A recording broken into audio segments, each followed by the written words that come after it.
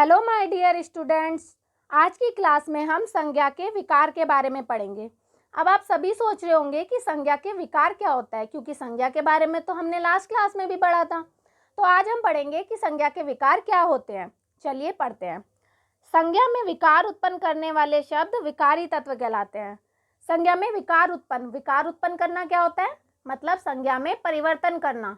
ठीक है, अब संज्ञा में परिवर्तन किस तरह से होगा। अब आप सभी ये तो जानते हैं कि संज्ञा किसे कहते हैं।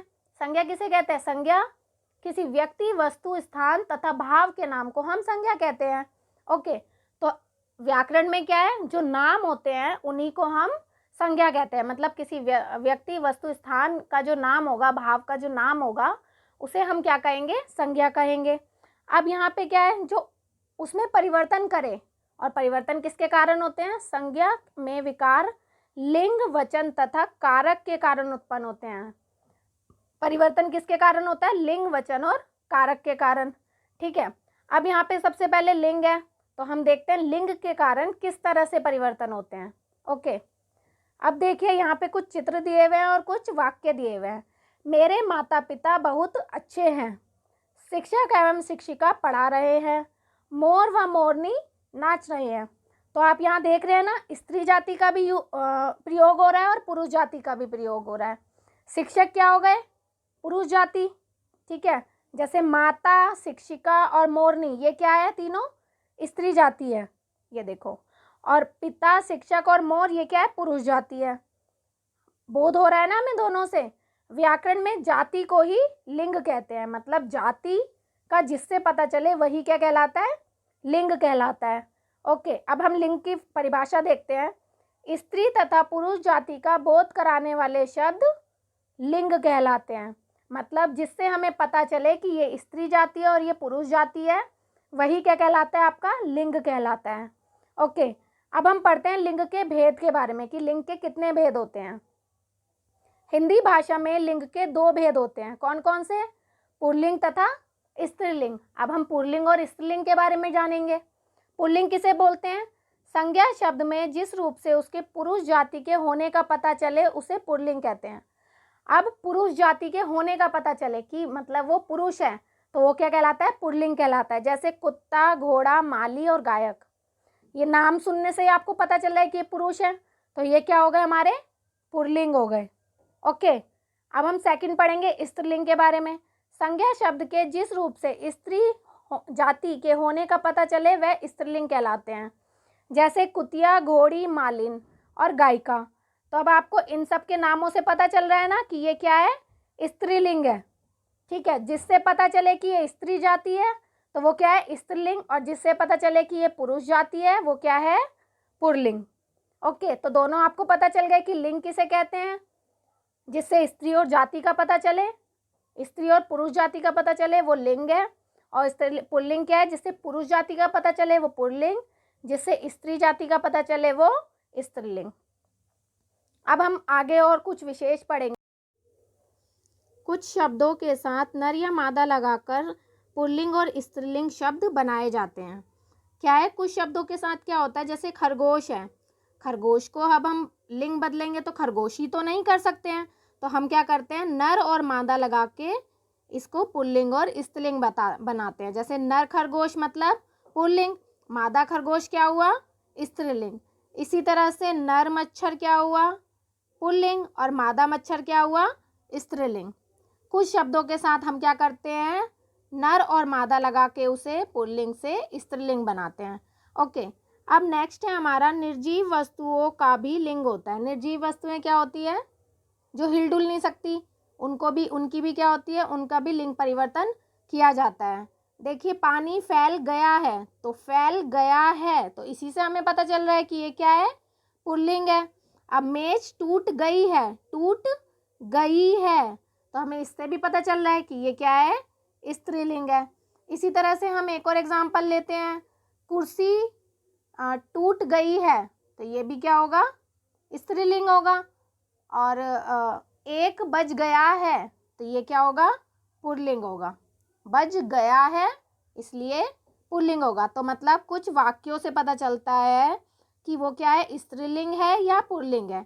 अब आगे हम पढ़ेंगे लिंग परिवर्तन के नियम। लिंग परिवर्तन के नियम होते हैं, किसी में आ लगता है, किसी में ई लगता है, किसी में इका लगता है, ठीक है। ऐसी क्या है, अ को आ में बदलना, मतलब अ को हमें आ में बदलना है। तो पुल्लिंग क्या है हमारा, वृद्ध, वृद्ध का क्या हो जाएगा, वृद्धा, आ लग गया ना, आ की मात्रा। इसी तरह से पूज्य का पूज्या, शिष्य का शिष्या, महोदय का महोदया, क्या लगा इसमें, अ जो था उसमें आ की मात्रा लग गई और पुल्लिंग से स्त्रीलिंग बन गए हैं। इसी तरह से अ और आ में क्या लगता है, ई लगता है, मतलब ई की मात्रा, कौन सी ई की मात्रा, बड़ी ई की मात्रा। जैसे बकरा क्या हो गया, बकरी, ई की मात्रा लग गई। देव, देवी, बेटा, बेटी, नर, नारी, क्या लगती है, बड़ी ई की मात्रा लग जाती है, ठीक है।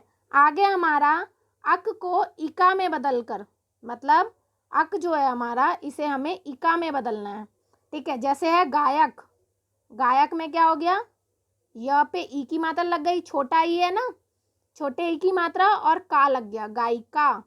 पाठक, पाठिका, लेखक, लेखिका, बालक, बालिका, क्या हुआ है, इका लग गया है, छोटी ई की मात्रा लग गई है और का लग गया है, ठीक है।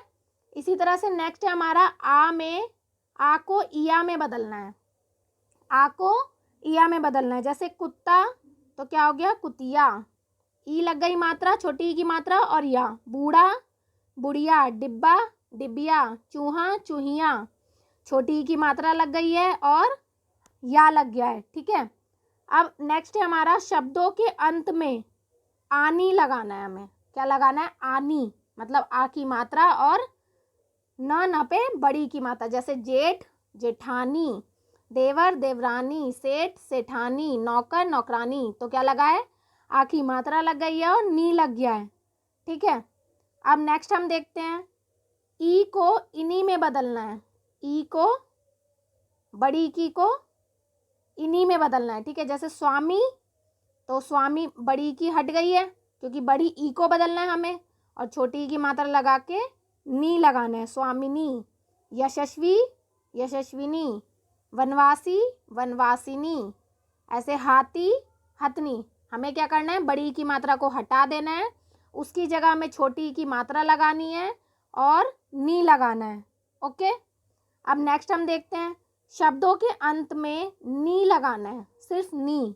जैसे जाट, जाटनी, डॉक्टर, डॉक्टरनी, भील, भीलनी, शेर, शेरनी, क्या लगाना है हमें, सिर्फ नी लगाना है। जैसे शेर, शेरनी, नी लगा दिया ना, सिर्फ इस तरह से। अब नेक्स्ट है हमारा शब्दों के अंत में इन लगाना है, हमें क्या लगाना है, इन। लुहार, लुहारिन, लोहार, र में क्या लग गई, छोटी की मात्रा, छोटी है ना ये, और न, ठीक है। कुम्हार, कुम्हारिन, सुनार, सुनारिन, नाग, नागिन, क्या लगा है, छोटी की मात्रा और न, ठीक है। नेक्स्ट है हमारा मान को मति और वान को वती, मान को मति और वान को वती में बदलना है, ठीक है। जैसे आयुष्मान, आयुष्मती, मती में बदल गया ना, आयुष्मान है यहाँ पे, मान को मती में बदलना तो श्रीमती। अब वान को वती में बदलना, बलवान, बलवती, वती में बदल दिया। गुणवान, वान को हटा दिया और वती हो गया, गुणवती, ठीक है। अब नेक्स्ट है हमारा और लास्ट है हमारा कुछ स्त्रीलिंग रूप पुल्लिंग से बिल्कुल भिन्न होते हैं, मतलब बिल्कुल अलग होते हैं। जैसे भाई, भाई का क्या हो गया, बहन, बिल्कुल अलग है, ना इसमें वान लग रहा है, ना ही वती लग रहा है, ना इन लग रहा है, ना आ लग रहा है, बिल्कुल अलग है। वर, वधू, ससुर, सास, राजा, रानी, विद्वान, विदुषी, कवि, कवित्री, ओके। यहाँ तक आपको समझ में आ गया होगा और ये सभी रूल्स जो हैं आपको लर्न करने हैं। अब आपको पता भी चल गया होगा कि लिंग किसे कहते हैं और लिंग के कितने भेद होते हैं, ठीक है। यही आपका आज का जो चैप्टर है जिसमें आपको समझाया गया है कि विकार जो है, जो विकार परिवर्तन होते हैं लिंग के कारण, वो आज आपको समझा दिया गया है। वचन और कारक के कारण आपको नेक्स्ट क्लास में समझाया जाएगा। ओके बच्चों, थैंक यू।